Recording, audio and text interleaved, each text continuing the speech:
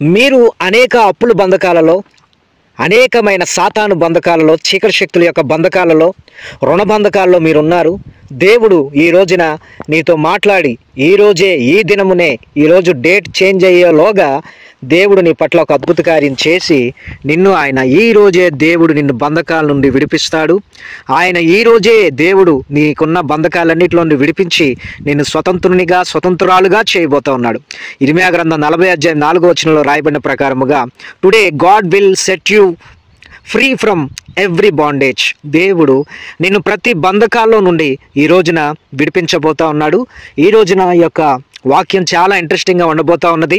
కాబట్టి ఈ యొక్క వీడియోని మీరు మొదటి నుంచి ఆఖరి వరకు కూడా వీక్షించండి, స్కిప్ చేయవద్దు. దేవుడు నీతో మాట్లాడబోతా ఉన్నాడు. ఈ రోజున మీరు రుణ బంధకాల్లో ఉన్నారు, రోగం అనే బంధకాల్లో ఉన్నారు, అలాగనే పాపం అనే బంధకాల్లో ఉన్నారు, త్రాగుడు అనే బంధకాల్లో ఉన్నారు, వ్యభిచారం అనే బంధకాల్లో ఉన్నారు, చేతబడి, మాంత్రిక, చీకటి, అల్లరి, దయ్యపు చీకటి శక్తుల చేత పీడింపబడుతూ ఉన్నారు. దేవుడు ఈ రోజున దయ్యాల నుండి, చీకటి శక్తుల నుంచి నిన్ను విడిపించాలని, నిన్ను రక్షించాలని ప్రభు కోరుకుంటూ ఉన్నాడు. Today God will set you free from every bondage. దేవుడికి స్తోత్రం కలుగును గాక. మరి ఈ సమయంలో దేవుని యొక్క వాక్యములో నుండి కొన్ని మాటలను మనం ధ్యానం చేసుకొని ముందుకు వెళ్దాము. దానికంటే ముందుగా ఈ యొక్క వీడియోని ఒక లైక్ చేయండి, అనేకులకు షేర్ చేయండి, ఛానల్ని సబ్స్క్రైబ్ చేసుకోనండి. ప్రభు నీతో మాట్లాడునట్లుగా ప్రార్థన చేసుకొని మీరు కూడా సిద్ధపడి ఉండండి. ప్రభు నీతో మాట్లాడబోతున్నాడు. మొదటిగా దేవుని యొక్క వాక్యంలో ఇర్మీయా గ్రంథం 40:4 తదుపరి మార్కు సువార్త 5:20 మార్కు సువార్త 5:1-20. సో ఈ రెండు వాక్య లేఖనాలు మనం ధ్యానం చేసుకొని దేవుని యొక్క వాక్యంలో నుండి దేవుడు ఎలాగా ఈరోజే దేవుడు నిన్ను బంధకాల నుండి, చేతబడి, మాంత్రిక, దయ్యపు చీకటి శక్తుల నుంచి పీడింపబడుతున్న నిన్ను ఎలా విడిపించాలో, దేవుడు నీకు ఎలా విడిపించబోతున్నాడో దేవుడు నీకు బోధించబోతా ఉన్నాడు. ఇర్మీయా గ్రంథం 40:4 ఆలకించుము, ఈ దినమున నేను నీ చేతుల సంఖ్యలను తీసి నిన్ను విడిపించుచున్నాను. ఈ దినమున దేవుడు నీ చేతుల సంఖ్యలను తీసి నిన్ను విడిపించబోతా ఉన్నాడు. ఎలాంటి నీ చేతుల్లో ఎలాంటి సంఖ్యలు ఉన్నాయో, దేవుడు నిన్ను ఎలా విడిపించబోతున్నాడో వాక్యంలో నుండి మరింతగా చదువుకొని ముందుకు వెళ్దాం. మార్కు సువార్త 5వ అధ్యాయం మొదటి నుండి ధ్యానం చేసుకుందాం. వారా సముద్రమునకు అద్దరినున్న గెరాసేనుల దేశమునకు వచ్చిరి. ఆయన దోణి దిగగానే అపవిత్రాత్మ పట్టినవాడు ఒకడు సమాధి నుండి వచ్చి ఆయనకి ఎదురుపడెను. వాడు సమాధుల్లో వాసం చేసేవాడు. సంఖ్యలతోనైనను ఎవడను వాడిని బంధింపలేకపోయాను. పలుమారు వాని కాళ్ళకును చేతులకు సంఖ్యలు వేసి బంధించినను వాడు ఆ చేతి సంఖ్యలను తెంపి కాలి సంఖ్యలను తుత్తినీలుగా చేసిన గనుక ఎవడనూ వానిని సాధుపరచలేకపోయాను. వాడు ఎల్లప్పుడూ రాత్రింపగళ్ళు సమాధుల్లోనూ కొండల్లోనూ కేకలు వేయచ్చు, తన్ను తాను రాళ్లతో గాయపరుచుకొనుచూ ఉండెను. వాడు దూరం నుండి యేసును చూచి పరిగెత్తుకొని వచ్చి ఆయనకు నమస్కారం చేసి, యేసు సర్వోన్నతుడై దేవుని కుమారుడా, నాతో నీకేమి? నన్ను బాధపరచుకోమని దేవుని పేరట నీకు ఆనపెట్టుచున్నానని బిగ్గరగా కేకలు వేసెను. ఎందుకనగా ఆయన అపవిత్రాత్మ ఈ మనుషుని విడిచిపోమ్మని వానితో చెప్పెను. మరి ఆయన నీ పేరేమని వారిని అడగగా, నా పేరు శానా, ఏలైనగా మేము అనేకులమని చెప్పి తమ్ము నా దేశం నుండి తోలివేయవద్దని ఆయన మిగులు బతిమాలుకొనెను. అక్కడ కొండ దగ్గర పందులు పెద్ద మంద మేయుచుండెను గనుక ఆ పందుల్లో ప్రవేశించినట్లు మమ్మను వాటి ఎద్దుకు పంపమని ఆ దయ్యములు ఆయన బతిమాలుకొనెను. యేసు వాటికి సెలవీయగా అపవిత్రాత్మలు వాని విడిచి పందుల్లో ప్రవేశింపగా ఇంచుమించు 2000 సంఖ్య గల ఆ మంద ప్రపాతం నుండి సముద్రపు ధరిని వడిగా పరిగెత్తుకొని పోయి సముద్రంలో పడి ఊపిరి తిరుగుగా చచ్చెను. ఆ పందులు మేపుచున్న వారు పారిపోయి పట్టణములోను గ్రామంలోను ఆ సంగతి తెలియచేసిరి. జనులు జరిగినది చూడ వెళ్ళి యేసునొద్దకు వచ్చి, సేనాను దయ్యములు పట్టినవాడు బట్టలు ధరించుకొని స్వస్థచిత్తుడై కూర్చుని చూచి భయపడిది.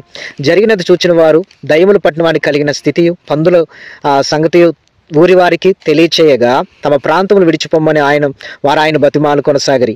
ఆయన ధోని ఎక్కినప్పుడు దయ్యములు పట్టినవాడు ఆయన యొద్ద తన్నుండనిమ్మని ఆయన బతిమాలుకొనెను గాని ఆయన వానికి సెలవేయక, నీవు నీ ఇంటి వారి యొద్దకు వెళ్ళి ప్రభుని యందు కనికరపడి నీకు చేసిన కార్యములన్నింటినీ వారికి తెలియచేపమనెను. వాడు వెళ్ళి యేసు తనకు చేసినవన్నీ దెకపోలిలో ప్రకటింపనారంభింపగా అందరూ ఆశ్చర్యపడిరి. ప్రియా దేవుని బిడ్డలారా, చూడండి, ఒక దేశానికి యేసు ప్రభు వారు వెళ్ళారు. పడవ దిగగానే ఆయనకి ఎదురుగా ఒక అపవిత్రాత్మ పట్టిన ఒక వ్యక్తి, అనగా ఒక దయ్యం పట్టిన వాడు సమాధుల్లో నుండి వచ్చి ఆయనకి ఎదురుపడ్డాడు. అతడు సమాధుల్లో వాసం చేస్తూ ఉన్నాడు, సమాధుల్లో ఉంటున్నాడు. అందరూ కూడా ఆయన్ని సంఖ్యలతో బంధించాలని చూశారు. చాలాసార్లు చాలామంది కాళ్ళకి, చేతులకి సంఖ్యలు వేసి బంధించారు. కానీ చేతి సంఖ్యలు అంటే ఇనప సంఖ్యలు కూడా, కాలికొన్న సంఖ్యలను కూడా తుత్తునీలుగా తెచ్చేసేసాడు. కాబట్టి ఎవరు కూడా అతన్ని సాధుపరచలేకపోయారు. ఎప్పుడు రాత్రి లేదు, పగలు లేదు, సమాధుల్లో కొండల్లో కేకలు వేస్తా ఆయన గాయపరుస్తూ ఉంటాడు. సో ఇతరులు కూడా గాయపరుచుకుంటూ ఉంటాడు. చూడండి, ఒక వ్యక్తిని దయ్యము ఆవరించినప్పుడు, ఒక వ్యక్తి జీవితంలో చేతబడి మాంత్రిక దురాత్మ శక్తుల యొక్క ప్రభావం ఉన్నప్పుడు, దయ్యం ఒక వ్యక్తిని పట్టి పీడించేటప్పుడు అతను ఎలా ఉంటాడు అంటే సమాధుల్లో ఉంటాడు. చాలామంది చూడండి, చీకటి ప్రాంతాల్లో, సమాధుల్లో, అలాగనే అనేకమైన భయంకరమైన ప్రదేశాల్లో తిరుగుతూ ఉంటారు. సో దయ్యాలు ఏం చేస్తాయంటే మిమ్మల్ని ఆ రకంగా నడిపిస్తాయి. కాబట్టి ఎక్కడ పడితే అక్కడికి వెళ్ళమాకండి. సమాధుల్లోనే ఉంటాడు. అలాగే సంకెళ్లతో ఎవరు కూడా అతను బంధించలేకపోయారు. కాళ్ళకి చేతులకి సంకెళ్ళు వేసి బంధించిన ఆ చేతి సంకెళ్ళు తెంచివేసి కాళ్ళు సంకెళ్ళు తుత్తినీలుగా చేసి మూలాన అతను ఎవరూ సాధుపరచలేకపోయారు. ఈ రోజున నీ కుమారుడో, నీ కుమార్తె, లేకపోతే నీవే లేకపోతే నీ భార్యో, నీ బంధువులో, నీ స్నేహితులు ఎవరొకరు ఈ దయ్యాల చేత పీడింపబడుతూ ఎవరు కూడా మిమ్మల్ని సాధుపరచలేని స్థితికి మీరు వెళ్ళిపోయారు. ఎవరు కూడా మిమ్మల్ని బాగు చేయలేని స్థితిలోనికి మీరు వెళ్ళిపోయారు. ఎవరు కూడా మిమ్మల్ని మంచిగా చూడలేని స్థితిలోనికి మీరు వెళ్ళిపోయారు. దేవుడు ఈ రోజున నీతో మాట్లాడుతూ ఉన్నాడు. కాబట్టి రాత్రింపగలు కూడా సమాధుల్లో, కొండల్లో కేకలు వేయచ్చు, తను తాను రాళ్లతో గాయపరుచుకొనుచు ఉన్నాడు. ఆయన ఇతరులు గాయపరుస్తూ ఉన్నాడు. అలాగనే ప్రియా దేవుని బిడ్డ తను తాను గాయపరుచుకుంటూ ఉన్నాడు. చూడండి, దయ్యాలు పట్టిన వాళ్ళు ఎప్పుడు కేకలు వేస్తూ ఉంటారు. ఎవరు బంధించిన దగ్గర వాళ్ళు ఉండరు. అనేకమైన అపవిత్రమైన స్థలాల్లో తిరుగుతూ ఉంటారు.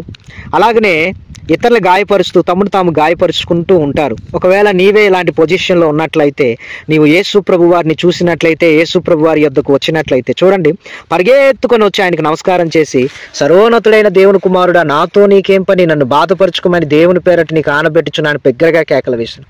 ఎందుకనగా ఆయన అపవిత్రాత్మ ఈ మనుషుని విడిచిపోమని వానితో చెప్పాను. చూడండి ప్రియా దేవుని బిడ్డలారా, యేసు ప్రభు వారికి ఎప్పుడైతే ఈ యొక్క లోపల ఈ వ్యక్తిని దయ్యాలు పెట్టి పీడిస్తూ ఉన్నాయి, ఆ దయ్యాలు పెట్టి పీడింపబడుతున్న ఆ వ్యక్తిని ఎప్పుడైతే యేసు ప్రభు వారు చూశారో, వెంటనే ఆయనలో ఉన్న దయ్యాలన్నింటినీ కూడా బయటికి వెళ్ళిపోమని ఆజ్ఞాపించారు. ఆయన అపవిత్రాత్మ ఈ మనుషుని విడిచిపోమని వానితో చెప్పాను. చూడండి, ఈ అపవిత్రాత్మను పట్టిన వ్యక్తిని ఎంతో మంది బాగు చేయాలని చూశారు, కానీ ఎవరు బాగు చేయలేకపోయారు. కానీ అట్ ద ఫస్ట్ టైం యేసుప్రభు వారు ఎదుర్కొన్నప్పుడు, యేసుప్రభు వారికి ఎదురుపడినప్పుడు ఆ దయ్యాన్ని వెళ్ళగొట్టాడు యేసుప్రభు వారు. ఈ రోజున నిన్ను వేధిస్తున్న చేతబడి మాంత్రిక దురాత్మ దయ్యపు కార్యాలు చూడండి, మీ జీవితంలో కూడా గాయాలు ఉన్నట్లయితే, మీ ఇంట్లో కూడా గొడవలు అవుతూ ఉన్నట్లయితే, మీ ప్రియులు ఈ రకంగా తిరిగి చూడండి, తాగుతూ వ్యభిచారం చేస్తూ భయంకరంగా పాపపు కార్యకలాపాలలో తిరుగుతూ ఉన్నవాళ్ళు, ఒంటి నిండా పచ్చబొట్లు పొడిపించుకొని పబ్జీలు అంటూ, అలాగనే ఫ్రీ ఫైర్ అంటూ అనేకమైన గేమ్స్ ఆడుతూ, అలాగనే అనేకమైన ప్రదేశాల్లో తిరుగుతూ చెప్పా పెట్టకుండా ఇష్టానుసారంగా ఉండే ఈ యొక్క వ్యక్తులందరూ కూడా ఈ రకమైన వ్యక్తులే. కాబట్టి ప్రియా దేవుని బిడ్డ, ఈ రోజున దేవుడు నీతో మాట్లాడుతూ ఉన్నాడు. ఒకవేళ నీ కుమారుడో, నీ భార్యో, నీ కుమార్తె, నీ కుటుంబంలో ఉన్న వాళ్ళు ఎవరైనా, స్నేహితులైన, బంధువులైనా, ఇరుగువారైనా, పొరుగువారైనా, ఎవరైనప్పటికీ నీవే ఇలాంటి స్థితిలో ఉంటే నీలో దయ్యం ఉన్నది. దయ్యం నిన్ను వేధిస్తుంది, నీ కుటుంబాన్ని అల్లాడిస్తుంది, నీ కుటుంబాన్ని నాశనం చేయాలని ఆ దయ్యాలన్నీ కూడా నీ వెంట తిరుగుతూ ఉన్నాయి. వీటిని నీ జీవితంలోనే వెళ్ళగొట్టడం నీకు అసాధ్యము. ఏ మనిషి ఈ లోకంలో ఉన్న ఏ మనిషి, ఏ ధనవంతుడు, ఏ రాజకీయ నాయకుడు, ఎవ్వరి వల్ల కూడా కాదు.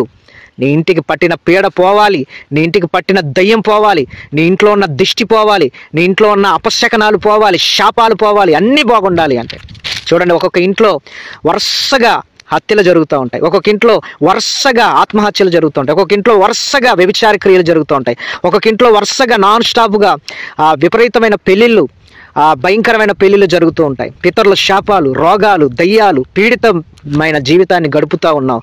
ఈ రోజున దేవుడు నీతో మాట్లాడుతూ ఉన్నాడు. రాత్రులు కూడా నిద్ర పట్టుకోకుండా కేకలు వేస్తూ, నిద్ర కోసం అటు ఇటు మనశ్శాంతి లేకుండా తిరుగుతూ పరిగెడుతూ ఉన్నావు. ఈ రోజున దేవుడు నిన్ను ఎదుర్కొంటున్నాడు. నీలో ఉన్న దయ్యాన్ని ఆయన వెళ్ళగొట్టాలనుకుంటున్నాడు. ఆయన నీ పేరని ఏంటి అని ఆ రోజున ఆయన అడిగినప్పుడు సేన అనగా అనేకులు అని అర్థం. అంటే సుమారుగా 2000+ ఈవిల్ స్పిరిట్స్ అనేవి ఆ వ్యక్తిని ఆవరించాయి. మరి ఈ రోజున నిన్నో, నీ కుటుంబాన్నో, నీ జీవితాన్నో ఎన్ని దయ్యాలైతే ఆవరించి ఉన్నాయో ఆ దయ్యాలన్నీ కూడా యేసుక్రీస్తు నామంలో ఈ రోజున నీ యొద్ద నుండి వెళ్ళిపోతున్నాయి. ఎందుకనగా ఈ దినమున నీ చేతుల సంఖ్యలను ఆయన తెంచివేయబోతా ఉన్నాడు. సో ఆ దేశంలో నుండి తోలివేయవద్దని యేసు ప్రభు వారిని ఈ 2000+ దయ్యాలన్నీ కూడా వేడుకుంటా ఉన్నాయి. అక్కడ కొండ దగ్గర పందులు పెద్ద మంద మేయిచా ఉంది. అక్కడ కొండ ఉంది, ఆ కొండ దగ్గర పందులు అక్కడ ఉన్నాయి. ఒక మంద ఉంది, సుమారుగా 2000+ ఉన్నాయి పందులు. ఆ పందుల్లోకి మేము వెళ్తామని చెప్పి అపవిత్రాత్మ శక్తులన్నీ కూడా కేకలు పెట్టి యేసు ప్రభు వారిని బతిమలాడినప్పుడు అవి ఆ పందుల్లోకి వెళ్ళిపోవాలని సెలవేగా అపవిత్రాత్మలన్నీ కూడా అతన్ని విడిచిపెట్టి పందుల్లోకి వెళ్ళిపోయి, అనగా దయ్యాలు ఏంటంటే అపవిత్రమైన జంతువుల్లో కూడా వెళ్తూ ఉంటాయి. చాలా మంది ఏం చేస్తారంటే పందులను తింటారు. ప్రియా దేవుని బిడ్డ, పందిని ఎప్పుడు తినవద్దు, ఆ మాంసాన్ని ఎప్పుడు కూడా తినవద్దు, ఆ మాంసాన్ని ఇంటికి తీసుకురావద్దు. అది శాపగ్రస్తమై ఉన్నది, అది దయ్యాలకు సంబంధించినది. కాబట్టి దాని యొక్క రక్తం కానీ దాని యొక్క ఏది కూడా మీరు తినడానికి వీలు లేనే లేదు. అలాగనే చాలామంది ప్రియా దేవుని బిడ్డలారా, కొంతమంది రక్తాన్ని కూడా తిని త్రాగుతూ ఉంటారు. సో రక్తాన్ని తినద్దు, త్రాగద్దు. అది కూడా దయ్యాలను నీ ఇంటికి తీసుకొచ్చేలాగా అది కూడా నీకు చాలా ఇబ్బందిని కలుగు చేస్తుంది. కాబట్టి పంది మాంసం అనేది మీరు ఏమాత్రం తినవద్దు. సో కొంతమంది ఎలుకల్ని, పందికొక్కులను కూడా తింటూ ఉంటారు, అలాంటివి కూడా తినవద్దు. సో అలాగనే ప్రియా దేవుని బిడ్డలారా, ఆ 2000+ ఆ శాన దయ్యాలు ఏవైతే ఉన్నాయో అవన్నీ కూడా ఆ పందుల్లోకి రాగానే అవి సముద్రపు దరిని, అంటే ఒడిగా పరిగెత్తుకుని పోయే దయ్యాలని కేకలు వేసుకొని ఆ సముద్రంలో పడి చచ్చిపోయాయి అన్నమాట. ఇవన్నీ కూడా పందులు మేపుచున్న వాళ్ళకి పెద్ద నష్టం కలిగింది. పట్టణాల్లో, గ్రామాల్లో ఈ సంగతి చెప్పి పారిపోయారు అందరూ కూడా జనులందరూ కూడా ఏమైందా అని చూడడానికి వెళ్ళారు. అక్కడ చూస్తే శానా అనే దయ్యాలు పట్టినవాడు బట్టలు ధరించుకున్నాడు. అంతకుముందు బట్టలు లేవు. అలాగే స్వస్థచిత్తుడై కూర్చుండి ఉండుట చూచి భయపడ్డారు. చూడండి, ఈ దయ్యాలు పట్టిన వాడికి ఉన్న అలవాటు ఏంటి అంటే తన్ను తాను గాయపరుచుకుంటాడు, ఇతరుల్ని గాయపరుస్తాడు. బట్టలు లేవు, కేకలేస్తాడు, రాత్రి పగలు తిరుగుతానే ఉంటాడు. కొంతమంది ఇదే బాణలో ఉంటారు. కొంతమంది బట్టలు వేసుకోలు, ఆడవాళ్ళు మగవాళ్ళు చినిగిపోయినట్లుగా బట్టలు ఒంటి నిండా ధరించరు. సో ఫ్యాషన్ అంటూ కూడా ప్రియా దేవుని బిడ్డలారా, లోపలుండే శరీర భాగాలు కనబడనివి కూడా కనపడేటట్లుగా వేసుకునేలాగా ప్రేరేపించేది కూడా, బట్టలు సరిగ్గా ధరించుకోకుండా చేసేది కూడా దయ్యాలే. సో ఒక రకంగా ఈ బట్టలు సరిగ్గా ధరించుకోకపోవడం కానీ, లేకపోతే రాత్రి పగలు కేకలు వేయడం కానీ, ఇతరులు కొట్టడం, లేకపోతే వాళ్ళని గాయపరుచుకోవడం, అలాగనే పరిగెత్తడం, ఒక దగ్గర ఉండకుండా ఉండడం, ఇలాంటి క్రియలన్నీ కూడా చేస్తా సమాధుల్లో, అలాగే అనేకమైన శ్మశానాల్లో తిరిగే కొంతమంది ఉంటారు. అయితే వీళ్ళని నిన్ను దయ్యాలు వెంటాడుతున్నాయి. ఒకటి కాదు, చాలా దయ్యాలు నిన్ను వెంటాడుతున్నాయి. జాగ్రత్తగా ఉండు. దేవుడు నిన్ను బాగు చేయగలడు. చూడండి, ఆ దయ్యాలు పట్టినవాడు బట్టలు ధరించుకున్నాడు, స్వస్థచిత్తుడయ్యాడు. నిన్ను కూడా నిండు బట్టలు ధరించుకొని రక్షణ వస్త్రాలను దేవుడు నీకు ఇచ్చి నీ జీవితాన్ని కూడా బాగు చేయాలని అనుకున్నాడు. అనేక మంది అతను బాగు చేయాలనుకున్నారు, కానీ ఎవరి వల్ల కాలేదు. డాక్టర్స్ వల్ల అవలా, లేకపోతే బాబాల వల్ల అవలా, దయ్యాలు మాంత్రికుల వల్ల అవలా, ఎవరి వల్ల అవలా. ఎలాంటి తాయితులు కానీ నేను ఏం చేయలేకపోయి, ఏ తాయితులు నిన్ను ఏం చేయలేవు, లేకపోతే ఎలాంటి మొక్కుబళ్ళు నిన్ను ఏం చేయలేవు, ఏ నీళ్లు నిన్ను బాగు చేయలేవు, ఎక్కడికి వెళ్ళినా నీకు స్వస్థత జరగదు. ఏ మనిషి, ఏ డాక్టర్ నిన్ను బాగు చేయలేడు. నజరేయుడైన యేసు ప్రభు వారు మాత్రమే నిన్ను కానీ నీ కుటుంబాన్ని కానీ బాగు చేయగలరు. అక్కడ ఉన్న వాళ్ళందరూ కూడా వాళ్ళు దయ్యాలు పట్టిన వాడిని, అలాగే అక్కడ జరిగిందంతా కూడా చూసి భయపడి ఆయన వెళ్ళిపోమన్నారు. ఆయన ధోని ఎక్కి వెళ్ళిపోయేటప్పుడు అప్పుడు ఆయన, ఆ వ్యక్తి, స్వస్థత కలిగిన వ్యక్తి అంటున్నాడు కదా, నీ వద్ద నేను ఉంటాను అంటే నా దగ్గర నువ్వు ఉండొద్దు.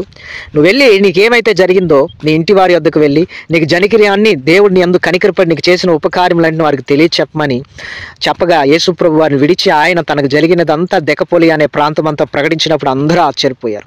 ఈ రోజున దేవుడు నీకు, నీ కుటుంబానికి దేవుడు ఏదైనా కనికరపడి కార్యాలు చేస్తాడు. నీ యందు దేవుడు కనికరపడుతున్నాడు. ఈ రోజున నీకు దేవుడు కార్యాలు జరిగించబోతా ఉన్నాడు. అలాగనే దేవునికి చేసే కార్యాలన్నీ కూడా మీరందరూ కూడా తెలియపరచండి. మీ సాక్ష్యాన్ని అనేకులు కూడా తెలియపరచండి. సో ఈ రోజున దేవుడు నీకు ఉన్న సంఖ్యలను విడిపించి నిన్ను బాగు చేసి నిన్ను ఆశీర్వదించబోతా ఉన్నాడు. అలాగే నీ కుటుంబాన్ని దేవుడు దీవించబోతా ఉన్నాడు. ఈ యొక్క మాటలు మీరు విన్నారు. నా ప్రియ దేవుని బిడ్డ, దేవుడు మిమ్మల్ని, మీ కుటుంబాన్ని దీవించును గాక.